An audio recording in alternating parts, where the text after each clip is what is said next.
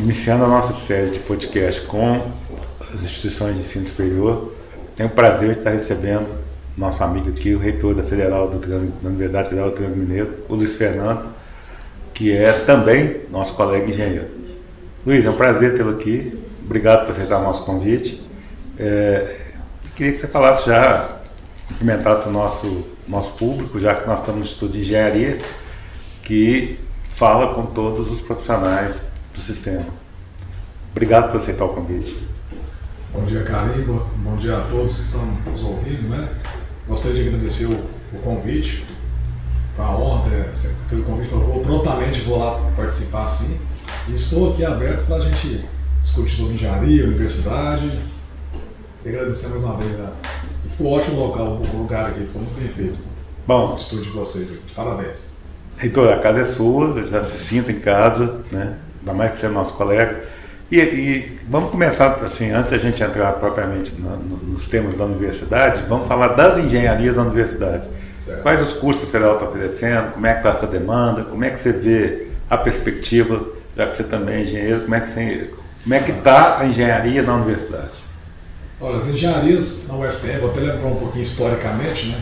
Eu lembro que eu entrei na UFTM como professor, eu fui o segundo professor que chegou na universidade para os cursos de engenharia. O primeiro foi o professor Davi Calhau, que veio por redistribuição, e eu fui o primeiro que entrou para o concurso. Eu cheguei em 2009 e as engenharias começaram em 2010. Então nós começamos, são 7 engenharias hoje que nós temos no campus aqui em Uberaba, né? Então engenharia civil, mecânica, elétrica, produção, química, ambiental e alimentos. E agora, em 2015, nós inauguramos também o curso de agronomia, também nós temos em Iturama. Né? Engenharia está tendo uma procura muito grande há alguns anos já, né? Desde quando eu formei, eu percebi nos últimos 20 anos, já tem dado uma demanda muito grande à procura para os cursos das engenharias. Nossos cursos foram muito bem avaliados, porque lembrando que as engenharias nossas eram na universidade e naquela época era uma plantação de soja, né? Da Embrapa, é uma área que quando nós começamos as engenharias, estava no papel ainda. Assim, estava no papel em 2009, né, 2010 começaram as engenharias e ainda não tinha nem a construção do campus lá. Eu lembro que a primeira avaliação que nós tivemos, a avaliação do MEC, das 7 engenharias, eu participei de todas elas, porque veio os avaliadores, né, tem aquela primeira reunião inicial, depois eles ficam no campus por 2 dias, depois tem uma reunião final. Nós chegamos a avaliar notas 4 e 5. Né? Eu lembro que a engenharia de alimentos teve nota 5 e as demais nota 4. Para um curso que tinha começado há 4, 5 anos. Né? E depois a gente percebe que essas notas, os conceitos têm mantido agora nota 5. Eu sei que engenharia civil, eu sou engenheiro civil, até pouco tempo teve nota 5 novamente na avaliação. E eu vejo com bons olhos os nossos cursos. Assim. Eu sou suspeito, né, que eu sou da Universidade Federal do Triângulo Mineiro, mas eu vejo que a formação dos alunos, assim, a gente está conseguindo entregar excelentes engenheiros no mercado. Né? Eu acho que vieram para ficar, né? As engenharias aqui em Uberaba, na UFTM, nós temos excelentes laboratórios, né? Lógico que ainda estamos em fase de construção, a gente nunca para, né? Sempre tem recursos para estar investindo, mas eu percebo que as engenharias aqui estão muito bem. E uma demanda muito grande de alunos, a gente não tem, assim, é lógico que teve a pandemia, a gente sabe que teve um problema de evasão, assim, não a nível das engenharias, talvez um pouco, mas quando você olha para os outros cursos, sim, né? Um problema que a gente tem sério de evasão para outros cursos. Mas a engenharia em si, as engenharias em si na UFTM até que está tendo uma demanda, uma procura boa aí. Muito boa. E eu sei que é mais complicado dentro de uma universidade federal, mas a universidade acompanha os seus egressos. A gente brinca que o maior ativo de uma escola, de uma universidade, são seus alunos. Então, quando você está falando do mercado, que tem os alunos estão procurando engenharias e está formando e entregando com bons conceitos. Por algum critério vocês conseguem acompanhar, tem noção que os alunos estão ficando em Uberaba, estão na região, estão indo para o Brasil, para o mundo. Os egressos da Federal estão levando esse conhecimento, que é muito importante, né, Luiz Fernando, as pessoas entenderem. Vou te chamar de Luiz Fernando, porque quando eu estou vendo você falar de 2009, quando você chegou em Uberaba, eu presidi a Associação Comercial à época, eu acho que fui uma das primeiras instituições que te recebi, até era isso, sendo presidente da Associação Comercial de Engenheiros, recebendo um colega de engenheiros chegando para a Federal. Sim. Como é que estão os egressos da Federal? Estão situados bem no Brasil? Como é que é feito esse acompanhamento?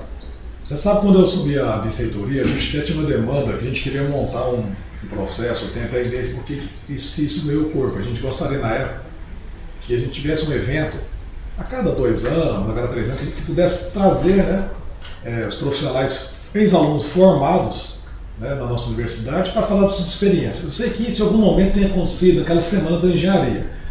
E a gente percebe, conversando com colegas, que, pelo menos de forma informal, que nós temos vários ex-alunos já engrenados, né, no mercado de trabalho, tanto a nível de Brasil quanto também fora do país.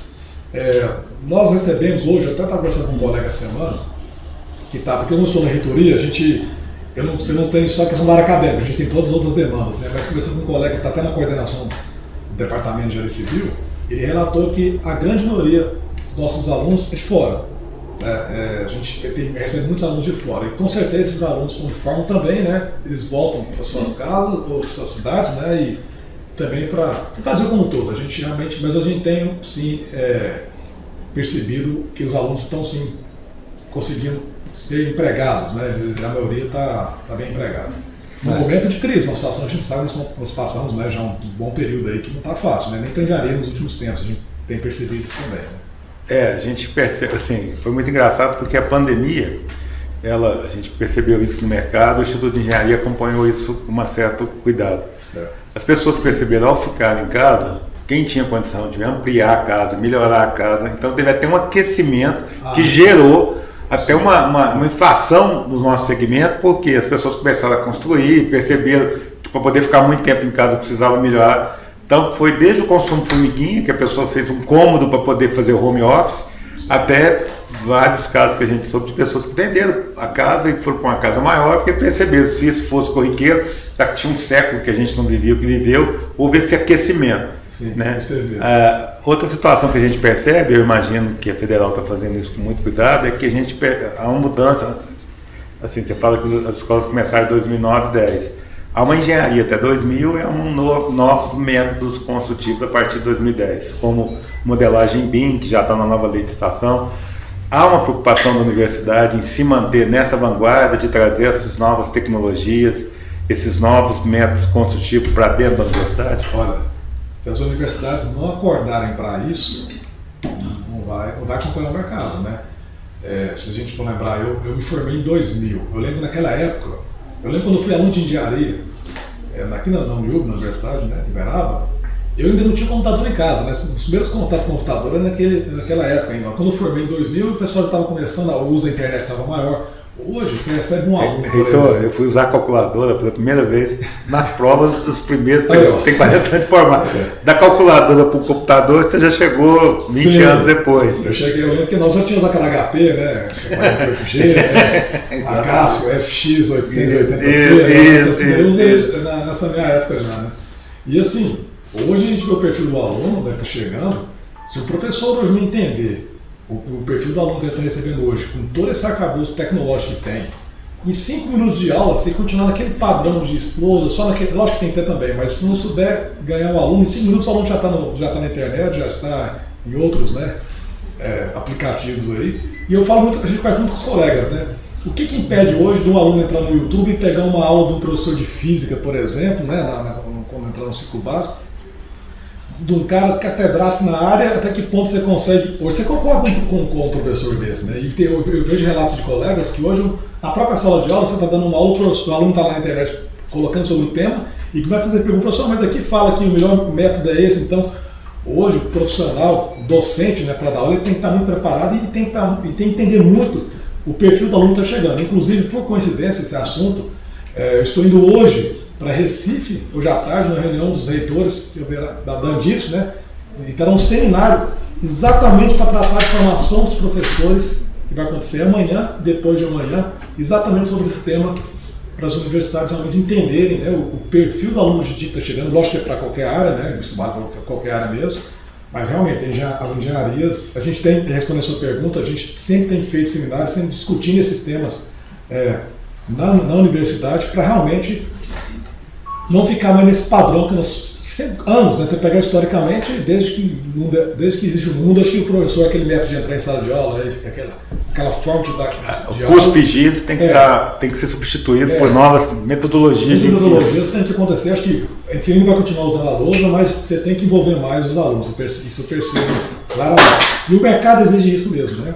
Se a gente ficar muito na teoria, quando o aluno forma, ele pode ter um impacto muito grande na realidade. Essa é a grande dicotomia, né? Como manter o aluno em sala de aula e levar a perspectiva não só do conteúdo acadêmico que ele precisa ter, que eu falo assim, que a prática é toda teoria exaustivamente executada. O que você faz muitas vezes, que sai da teoria, você assentar tijolo, tem uma técnica. Só que de tanto que é feito, a pessoa não precisa de muito treinamento para saber que tem que fazer o intertravado, tem que amarrar no pilar e tal. Mas nessa situação nossa de enxergar a engenharia também como projeto, como planejamento, eu vejo, Heitor, e percebo pela sua fala que vocês já estão preocupados com isso, porque a nova lei de estação que vai entrar em vigor, e eu falo lei de estação porque o grande contratante, um dos grandes contratantes do nosso mercado é o poder público em suas várias esferas. Você mesmo como reitor da Federal, ao fazer as obras, você tem que passar por todo o processo estatório. Agora, as obras de engenharia vão exigir, dentro dessa metodologia do BIM, que você planeje desde a concepção até a entrega definitiva, o ciclo de vida útil do produto, que você acompanha. Então, nós vamos ter que voltar, com certeza, e é uma grande oportunidade para os alunos que estão entrando, cursando agora, é que eles já comecem a se familiarizar com essas tecnologias, porque, por exemplo, não vai poder sair um projeto que não esteja bem pensado, bem planejado, dentro da metodologia adequada, com orçamento, com anteprojeto, com concepção. Isso vai gerar uma valorização da profissão. E o bacana, se os nossos profissionais ficarem atentos, é que as prefeituras, mesmo que não tenham no seu corpo prefeitura, estado, governo, Brasil inteiro, não tenham no seu corpo técnico e profissional, ele vai poder ser contratado especificamente para aquela obra. Então eu imagino que nós vamos esse mercado que a gente diz que está readequando pós-pandemia, surge a partir de 2024 com uma alternativa bacana. E eu tenho certeza que a Federal está para e passo acompanhando essas necessidades, certo? É interessante essa parte de licitação que você comentou. Não, eu acho que o aluno tem que acordar. A parte de gestão, eu acho que tem que fortalecer muito dos alunos do acadêmico mesmo. Eu acho que o aluno tem que... E também a questão até saber de lidar com gente. A gente percebe hoje em dia, às vezes o cara é muito bom tecnicamente, e hoje não tem como sentar numa mesa se você não souber lidar com vários profissionais ali, você está liquidado no mercado. Né? A pessoa tem que saber conhecer de várias áreas, né? Hoje em dia exige muito mais, e saber lidar com as pessoas. Né? Na era da inteligência artificial, nós ainda temos que lidar com a inteligência emocional. Ou seja, nós temos que lidar com pessoas, não tem jeito. Né? Eu brinco muito porque na licitação, eu brinco hoje que o engenheiro tem que saber mais de direito, mais de lei do que a própria engenharia propriamente dita, porque é impressionante alguns processos que nós já passamos aqui a nível federal, né, nas licitações, o tanto de gargalos, o tanto de brechas que, se você deixar, infelizmente, algumas empreiteiras, a gente tem algumas dificuldades de termo aditivo. Então, assim, nós tivemos, eu tenho exemplos aqui na própria universidade de obras que aconteceram assim, dentro do que foi programado. O projeto é para 2 anos, a empresa conseguiu entregar em 2 anos, mesmo sabendo que a gente tem dificuldade de recursos, a gente tem todo aquele rito, né, de pagamentos, né? A gente, pelo menos na UFTM aqui, nós conseguimos, nós não temos uma obra parada, a nossa equipe aqui de engenharia é muito bem organizada, no sentido de acompanhar, de fiscalizar, e nós temos exemplos, por exemplo, de situações... Os amigos lá que já aposentaram todos. Então, a turma já não fala mais, né? O professor Camilo está lá e está dentro do hospital, o engenheiro também, nós temos o Danilo, que hoje é prefeito do Campos, temos o Contran, que é pouco. Danilo está o Contran aposentou, né? É meu Patrício. O Contran aposentou. Danilo é meu colega, o Danilo está lá ainda. Ele está lá firme. Cabelinho branquinho, tá assim. O Danilo não, é só engano ali, viu? Ele é prefeito do Campos, então assim, ele e a equipe dele, como organizou muito essa questão de fiscalização de obras. Vou pegar um exemplo. Temos um prédio de pesquisa que salta aos olhos aqui em Uberaba, né, na área de saúde. São um prédio de 14 andares ali. Esse que inaugurou com ele ponto? Não, esse não. Um outro que, olha pra você ver, o projeto na época, ainda quando o professor Vilmontes era o reitor ainda, tem quanto tempo isso, né? O projeto era para ter sido feito na licitação em 1 ano e meio. A obra, quando completou 4 anos, eu já estava com o vice-reitor pedindo aditivo e renovação de contrato. Nós não renovamos o contrato com a empresa anterior, faltava 6% para acabar a obra. Pra você ter uma ideia. 4 anos, um projeto que era para ter sido feito, realizado a obra em 1 ano e meio. E a gente só não teve problema judicial, a empresa só não judicializou e tudo mais, porque a equipe nossa foi tão bem organizada que desde o começo falou, olha, esse preço que vocês colocaram, vocês ganharam a licitação, vocês não vão conseguir entregar a obra, porque na hora da licitação eles tentam o menor preço, né? E é um critério assim, que é utilizado, mas não é simples, não é fácil. O setor vem trabalhando no Brasil, Heitor, para a gente encerrar. Fazer obra de engenharia por menor preço, ou por leilão, sem levar em consideração técnicas e os custos essenciais. Por isso que agora a nova lei vem para que o projeto já saia o mais pronto possível para a pessoa, para o licitante perceber que não vai conseguir executar. Realmente, isso aí influencia bastante, viu? Então a gente tem situações complicadas, porque a empresa não consegue terminar a obra dentro daquele prazo, começam os aditivos. Os aditivos também têm limite para isso, né? Então a gente segue tudo dentro da lei, obviamente. Então, nós não tivemos esse problema de obras paradas, porque a equipe muito organizada e desde o começo já fiscalizava, né? Já colocava em relatórios, olha, tal coisa não foi cumprida no cronograma. Então, assim, mas a universidade como um todo, assim, a UFTM, por mais que nós passamos um período muito difícil nos últimos anos, né? Na verdade, desde 2014 já a gente tem eu até tenho um relato aqui, há uns 2 meses atrás, o reitor Ricardo, que hoje é o atual presidente da Antips, ele chamou vários, em torno de 60 deputados e senadores, mostrando o cenário das universidades, né, em termos de recursos, né, nos últimos 9, 10 anos. Desde 2014, nós recebemos uma redução para a parte de despesas discricionárias, que é a parte tanto só de custeio como também de capital de investimento, uma redução de 55%. Isso sem contar também a correção dos valores, né? Imagina quanto era um saco de cimento há 10 anos atrás, quanto é hoje, né? Um exemplo. E assim, nós passamos por um período, estamos passando aí por um período muito difícil, e vamos ver agora o atual governo, que a lei, vamos falar, a LOA, né, para o próximo ano, como é que vai ser o recurso para isso, né? Para a gente conseguir desafogar algumas obras ainda, que a gente tem alguns projetos para a universidade, não só a gente, como também para o Brasil inteiro, né? Eu acredito que... Expansão de campos. Expansão, a gente tem... Qual que é o orçamento da Federal hoje? Hoje, vou arredondar, né? Então, a gente tem hoje um orçamento em torno de 400 milhões de reais. 90,5% é folha de pagamento. O restante, os outros 9,5% aí, custeio, manter a universidade funcionando, terceirizados, energia, água, tudo. Então você tem, pra você ter uma ideia, dos 400 milhões, no ano passado era 1,5 milhão para investimento. Aí você pensa, o que você faz com 1,5 milhão para uma universidade que tem 28 cursos? Nós temos um campus em Iturama com 3 cursos lá. Só um trator, um maquinário a gente precisava de comprar para Iturama, ficava em 700 mil reais. A metade do orçamento da universidade praticamente para investimento, para você comprar equipamento, para você construir, você ficaria num trator e numa semeadeira lá, alguma coisa que a gente precisava comprar na época lá. Só que na época a gente conseguiu recursos, né, com deputados. Então o que a gente faz parcerias e procura os deputados da região, né? Na época foi o Elton Freitas que conseguiu esse recurso para a gente. Tivemos também, o restaurante universitário, 300 mil reais, nós conseguimos um recurso com o Franco Cartavina, conseguiu para poder fazer o restaurante universitário, os equipamentos. Inauguramos agora essa semana o laboratório de fisioterápicos, né? A gente conseguiu, foi um laboratório que foi construído com 1,5 milhão de reais, um recurso que veio da deputada Lê Silva. Então, assim, na minha gestão, a gente abriu as portas para qualquer deputado de qualquer partido, a gente não tem que, acho que tem que deixar aberto, né, que quisesse realmente, né, investir na universidade com algum recurso em alguma área. A gente sempre apresentou um leque de opções de projetos, né, e como também veio do governo do estado, por exemplo, o Heliponto. A gente fala muito do Heliponto, é só a cereja do bolo, porque é um prédio de 6 andares, né. Nós temos quase 600 metros quadrados por andar desse prédio, onde a cobertura desse prédio é o Heliponto. A ideia inicial começou com o Heliponto, mas depois se tornou um prédio que nós estamos ali, startamos a licitação já é uma coisa, já vai virar realidade. Eu acredito que logo, nos próximos dias, já deve começar mesmo a obra propriamente dita. Um projeto que era para ser feito em 1 ano, 1 ano e meio, né? Se tudo correr bem, no final do ano que vem, acredito que já vai estar pronta toda essa estrutura.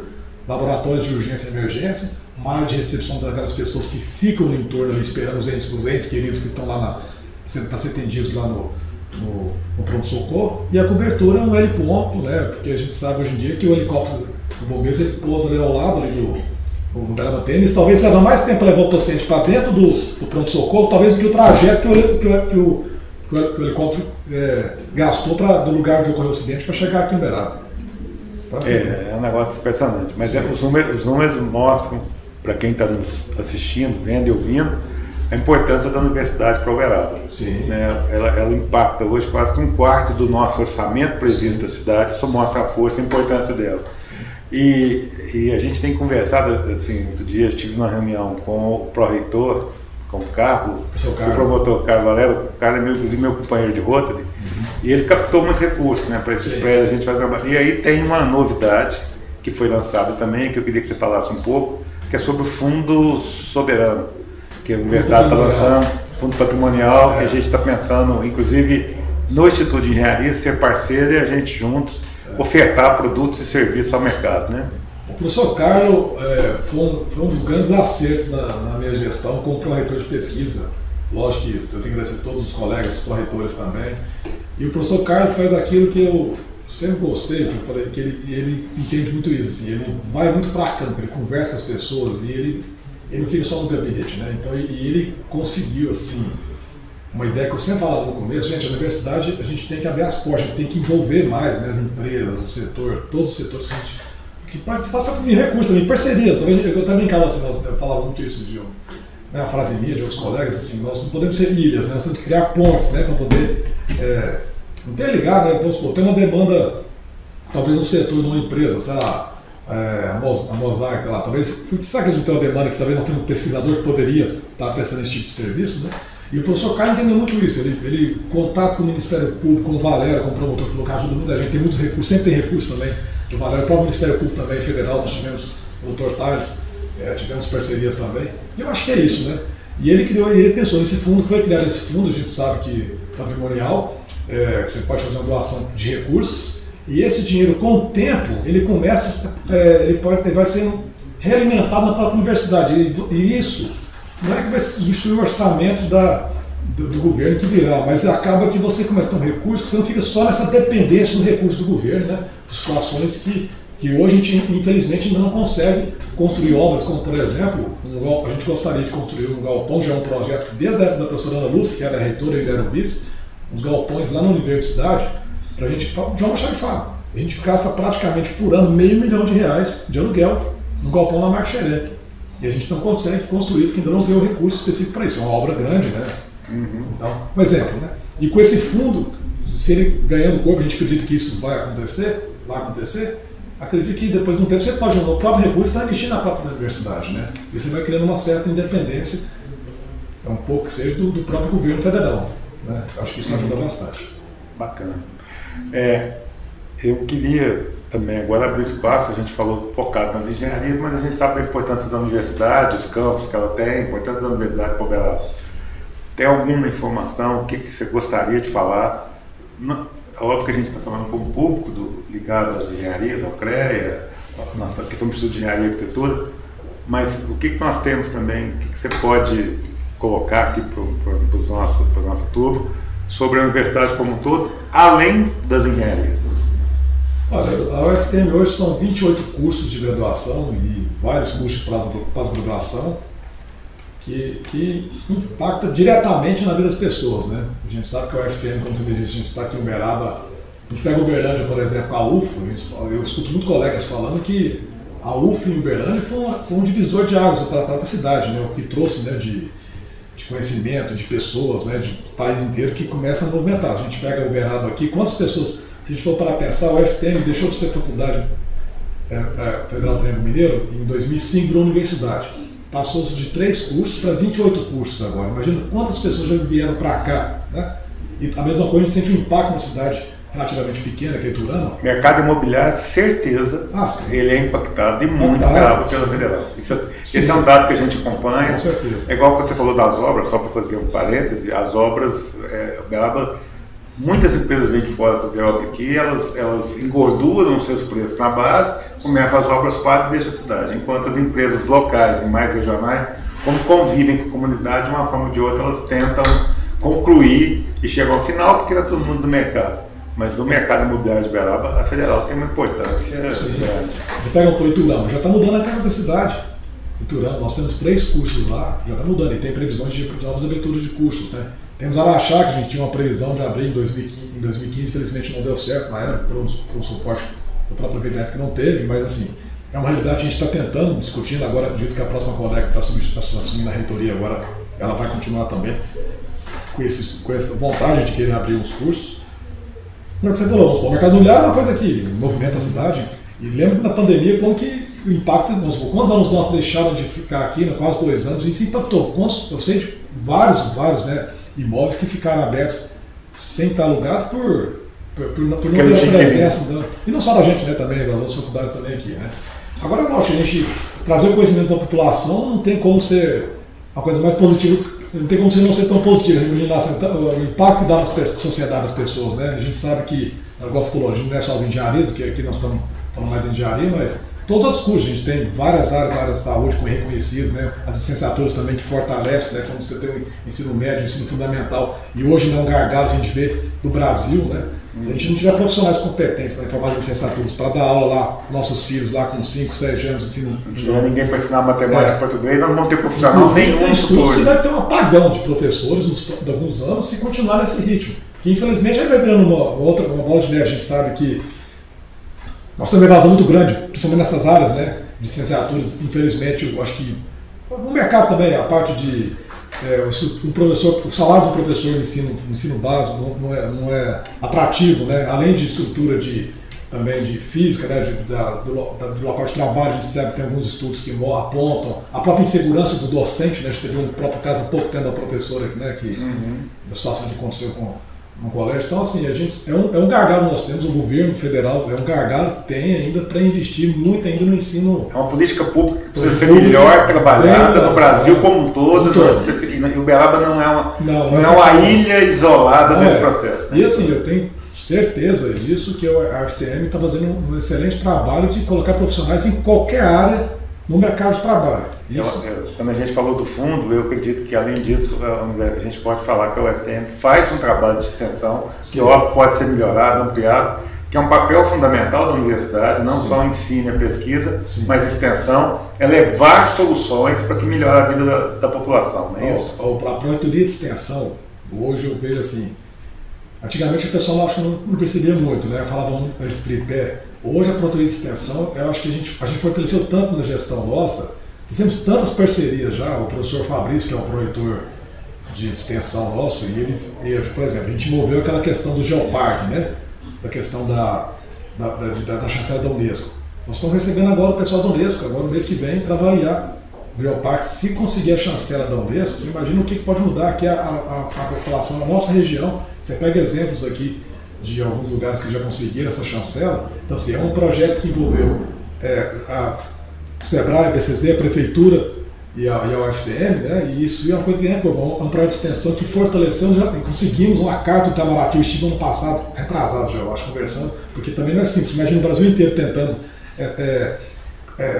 pleitear, né, essa chancela, e acho que, se não me engano, por ano, são 2 candidaturas, e mais parte do governo federal que manda a carta lá, né, para conseguir, porque os avaliadores possam vir aqui para avaliar, e nós conseguimos. O ano passado a gente conseguiu essa carta, e já esse ano anteciparam, até a gente estava pensando que era mais no final do ano, já está uma correria para recebê-los agora, em julho, e a gente consegue, talvez esse ano ainda, já até a chancela do mês do Geoparque, que é um trabalho que começou desse grupo que eu falei, né, envolvendo e a UFTM participou ativamente nisso, com várias outras frentes. Então, assim, a universidade, cada dia mais, tem sim que envolver com a sociedade, tem não só, além de formar excelentes alunos, eu acho, de qualquer área, acho que tem que envolver mais a sociedade, envolver com a prefeitura, ajudar a própria prefeitura, porque é uma empresa grande, né? Imagina assim, nós estamos falando de um orçamento de 400 milhões, acho que todo mundo tem que... Com quantos funcionários? Quanto colaboradores? Olha, as pessoas, se você colocar funcionários desses uns 2.000 e poucos, os técnicos administrativos e uns 2.000 e poucos, os docentes um pouco, 600 e poucos docentes. Mas dizer que talvez seja a segunda maior empresa de Uberaba. Perdendo só para a prefeitura no número de... Envolvendo, se você colocar alunos, professores, todo mundo envolvido ali, só na universidade deve ser uns 10 mil pessoas, 7 mil alunos e uns 3 mil técnicos, servidores administrativos e professores docentes, servidores públicos, mais uns 3 mil, acredito, mais 7 mil alunos. São 10 mil pessoas envolvidas, assim, diretamente, né? Fora que a gente tem de serviços terceirizados e os impactos que a gente já relatou aqui, né? Então é uma empresa grande que tem que ter responsabilidade, né? E de não só, como diz, formar excelentes profissionais, como também envolver em outras atividades também. Eu acho que tem que ir o papel da universidade. Isso é bom. Então nós estamos chegando ao nosso final. Aliás, a gente tinha até combinado isso, você falou da viagem. Se deixar, a gente fica aqui amanhã inteira. Não, mas nós vamos combinar a sua volta. Antes de você passar o bastão, a gente vai fazer uma segunda rodada, com certeza. Tem alguma coisa que eu não te perguntei sobre a universidade, sobre o processo das engenharias, sobre... Vocês têm a cadeira do CREA, né? Tem conselheiro do CREA, esse mesmo já foi conselheiro lá do nosso conselho regional. Tem alguma coisa que eu não te perguntei que você gostaria de falar? Não, então, achei que fizemos um bom bate-papo aqui, né? A gente pode levantar vários outros assuntos, né? Mas eu acredito que em outra oportunidade eu posso vir aqui para a gente estar discutindo. E é isso, novamente, a universidade tem que continuar desenvolvendo seu papel. Teremos agora uma troca de gestão, né?